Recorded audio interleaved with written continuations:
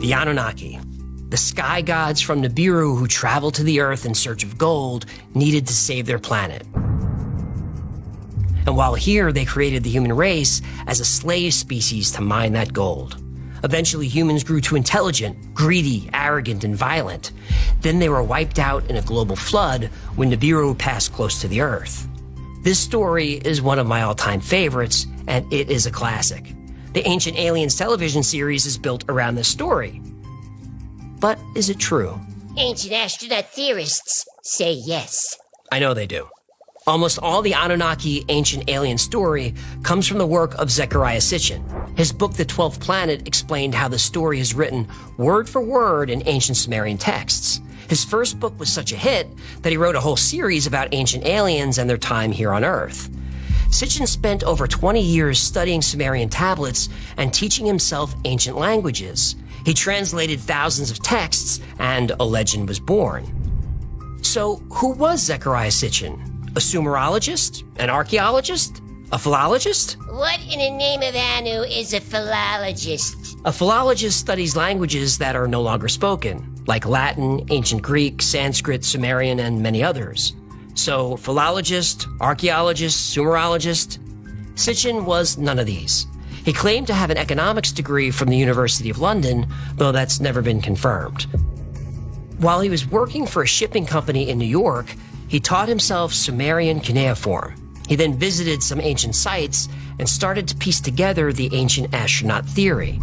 Now, I'm a huge fan of Zecharia Sitchin. I've read all of his books many times, and they're brilliant. But he was wrong about just about everything. Oh, no. His translations of Sumerian writing are more interpretations than actual translations. He even gets the meaning of the word Anunnaki wrong. In the ancient texts of Sumeria, the term Anunnaki means those who from the heavens came. Yeah, that's wrong. The Ancient Aliens TV show uses Zecharia Sitchin's translation, not the real translation. Anunnaki actually means royal blood or royal seed. Anu was the king of the gods, and his consort was named Ki. The Anunnaki were descended from Anu and Ki. They became the gods in the Mesopotamian pantheon. Sitchin's book was released in 1976. There was no internet. There were no databases of ancient writing and cuneiform. But now there is. Because we now know so much about how the Sumerians spoke and wrote, we also know that Zecharia Sitchin wasn't a very good translator. He got even basic words and grammar wrong. In fact, the title, The 12th Planet, refers to the image of the Sumerian cylinder seal VA-243. On the seal, the sun is surrounded by 12 objects that appear to be planets.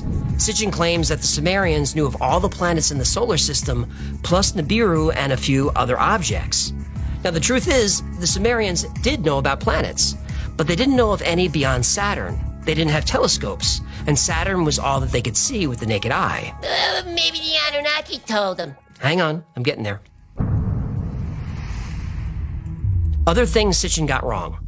Not a single Sumerian text mentions a flying vehicle. Yes, we read about them in other cultures. Ancient Indians wrote extensively about Vimana, giant vessels that could soar above the clouds.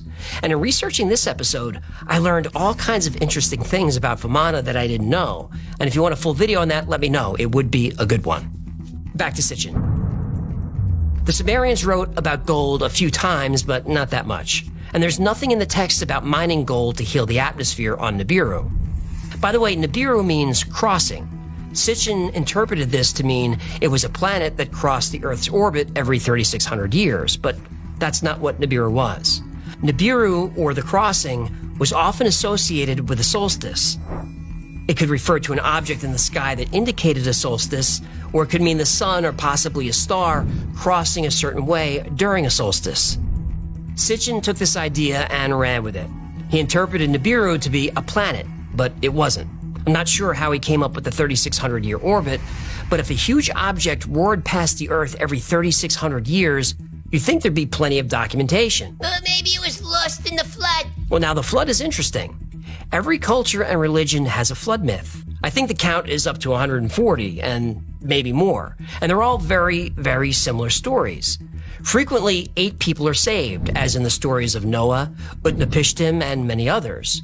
It's been said that all the flood myths are copied from the others, and that the flood in the Bible is derived from the Epic of Gilgamesh. But when the ancient Sumerians wrote about the flood, even to them, this was an event that happened in their ancient history. The Younger Dryas. It could be. I think it probably was. I think all these myths were referring to the same great flood, and they didn't copy each other. I think they all arose independently.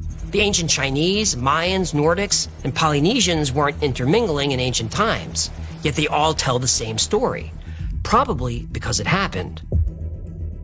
Also, almost as many cultures have a creation myth about a god adding his own essence to clay. The essence could be DNA, and the clay could represent early hominids. Zecharia Sitchin's ancient astronaut theory is considered pseudoscience. His work has been called far worse. So is the story of the Anunnaki and Nibiru debunked? Well, not so fast. Debunkers have been asking for hard evidence, physical proof of the Anunnaki. For thousands of years, the Sumerian cities of Eridu and Ur were myths, but they were eventually found.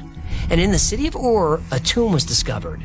In the tomb was the skeleton of a queen of the first Sumerian dynasty. The first queen? Yep. That would make her a human Anunnaki hybrid. Well, according to the legend, it would. Is she? Sure looks like it.